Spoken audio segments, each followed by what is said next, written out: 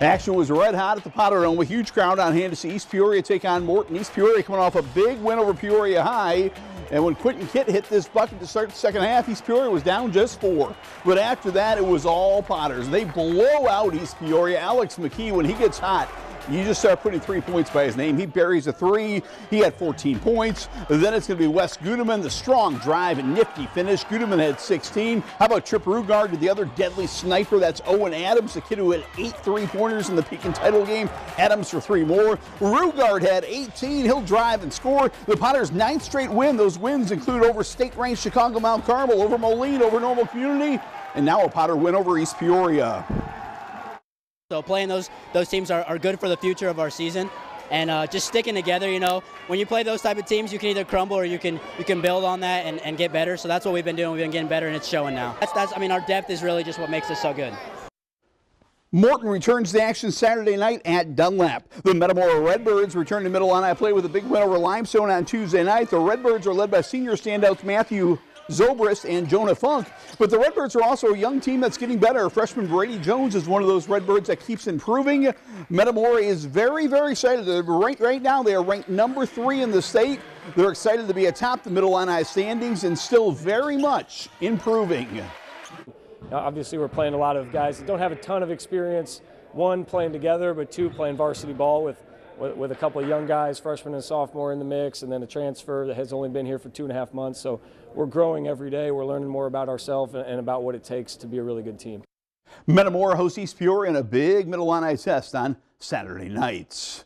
Well, we saw a bit of a rampage on the basketball courts in Peoria. Peoria Manual beating both Peoria High and Peoria Richwoods. A great week for the Peoria Manual Rams. Friday nights, Coach Marvin Jordan's Rams took on Peoria High. Huge crowd at Coach Van Syak court to see this one, and they saw Dietrich Richardson, the Bradley recruits, playing in front of Bradley coach Brian Wardle. He kind of took over a low-scoring game, gets to the rim here for a 3-point play. Manual won that game 47-43. Then Tuesday they were able to knock off Peoria Richwoods. Reggie Postleway kind of controlled that game at point guard. The senior scores and then dishes. Joshua Humbles the bucket. A great week, 2 big rivalry wins for the Rams. It's catapulted us in the right direction.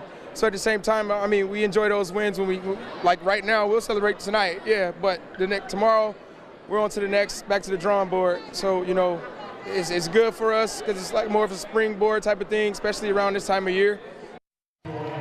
Also in the Big 12, Tuesday night was a special night for Peoria High star LaShawn Stowers. Stowers scored the 1,000th point of his high school career. This beautiful fadeaway was point number 1,000 against Normal Community. But give the Normal Community defense credit. This is freshman Chase Caston going against one of the top seniors in the state. Caston and Owen Osborne put the cuffs on Peoria High. They played terrific defense. Meanwhile, big Kobe Walker with the dunk. Later, Kobe Walker, the and one. He had a double-double, 19 points, 15 rebounds. And how about Jarrell Brown? Took 5 threes, made all 5. He had 17 points. A huge win for Coach Whitsick and the Ironmen.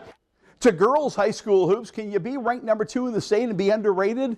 Well, I think maybe in the case of Peoria and Notre Dame you can. The defending state champs not getting a lot of attention, but they have played one of the toughest schedules in the state.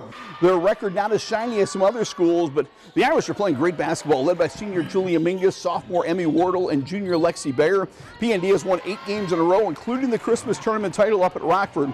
The Irish return to Big 12 action tonight when they play at Peoria Manual. Another 2A girls basketball team that's maybe not getting enough attention is DMAC. The Chiefs lost a couple games in November. They have not lost since. Led by junior standout Dalia DeJesus, DMAC has won 11 straight games, and they are working very hard to make sure they peak next month at state tournament time. We feel really at a strong point right now. Something that we came into this season really focused on is making sure that we have plenty of opportunities to rest and recover. And so we've been trying to make it the long haul as opposed to peaking a little bit early, which I think we've done the last 2 years. The Chiefs have a big rivalry game tonight versus Tremont.